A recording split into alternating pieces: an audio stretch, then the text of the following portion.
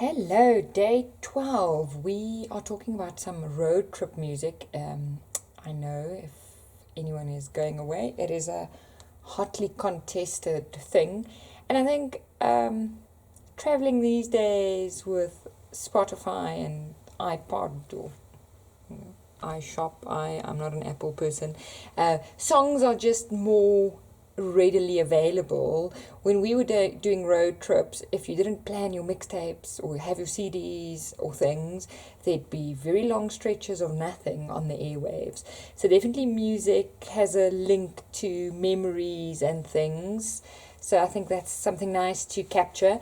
I have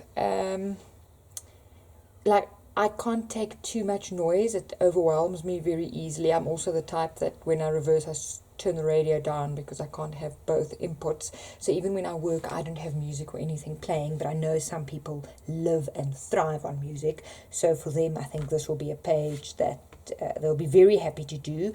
I'm a bit ambivalent. What we can talk about is musical paper. So this is a very old one. You can see in the cover page, and it's beautiful texture. We've got a music page in the paper pack, musical serviette. You get these, all sorts, really different sizes with pictures. And then I happened to find this the other day. It's obviously someone's practice notes, which I quite liked actually. You also just get the blank, there's a word for that. If you read and write music, you'll know. But this is such a nice, you get a blank page without it being a blank page. And you can write on it, it's got rhythm, it's instant decoration that doesn't read as anything. And I like that because it's nothing, or it's blah blah to me because I don't read the notes, but it's something. So that's where the appeal of music paper lies to me. Very easy to work with, as if you can use paper, you can use music paper. Some of the older pages, sometimes when you fold them, are quite fragile. So if you end up buying, just check for that. And they tend to go to the vintage colors. I don't know if it's the type of paper that they print it on, because they all the ones that I find are always in this creamy vintagey colorway. So if you are doing a very modern page, I am sure on any of the image searches you could find just notes, or it's a twirly thing in the front. Like, those are quite nice symbols to use too. So today is definitely more about the prompt than the technique. And then I've also got a vintage car stamp here, which I've had and not used. So it's one of those can you make it work or can't you make it work tests for me. So let's make a page using music and capturing either a song list, top five songs, lyrics that appeal to you. I often hear lyrics, and even if the song is atrocious, there's just that little, and even if it's taken out of context, just a little snippet of words means something to me. So I think that it almost passes as a quote. So that would also be nice to capture some fragments of songs on the page. This is a beautiful tag, not made by me. This was made by Desiree from Goeders uit my hart. But you can see how nicely she's incorporated music paper on a perfect styled farmhouse tag.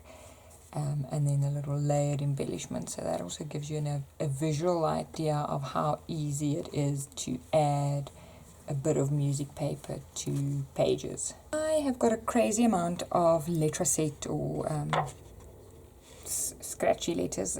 They're all vintage. Sometimes they work, sometimes they don't.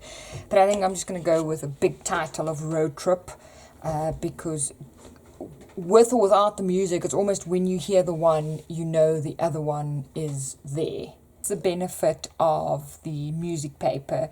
I find it doesn't really fight with anything. It reads as a neutral, even though it's patterned. So I'm basically done.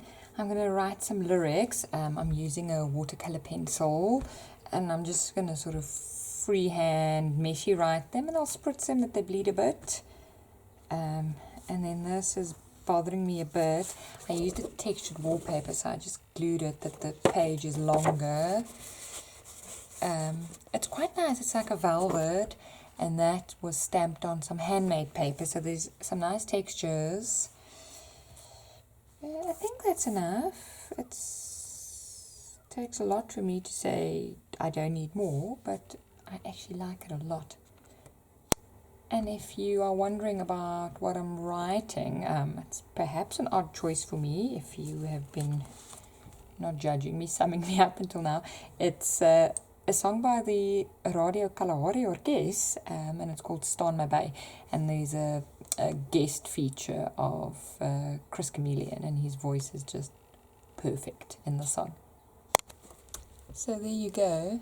Very messy, and it's brown on the brown, so I mean I don't even know that you can see it. I'm gonna give it a squirt. I mean, this may just now ruin the whole page, but I think it'll be okay.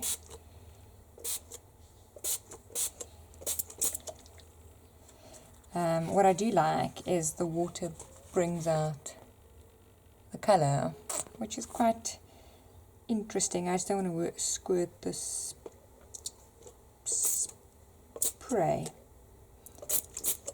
Okay, I've just added the date. You can see that's nicely smudged, but it also brought out the text a lot more. It's a lot more visible. I like it. Day 13, tomorrow, is a rest day, so you can take a break, or you can catch up on some pages, or something that we haven't really spoke about or worked on, the cover of whatever it is that you are using. So maybe take the time to work on that. And then I will see you on day 14 with small things to savor as the prompt. So we'll be seeing to use small things, and we'll specifically be dealing with specimen cards. And they're quite a nice way of framing and magnifying almost small things that often get lost in a journal. Thanks for watching. Bye-bye.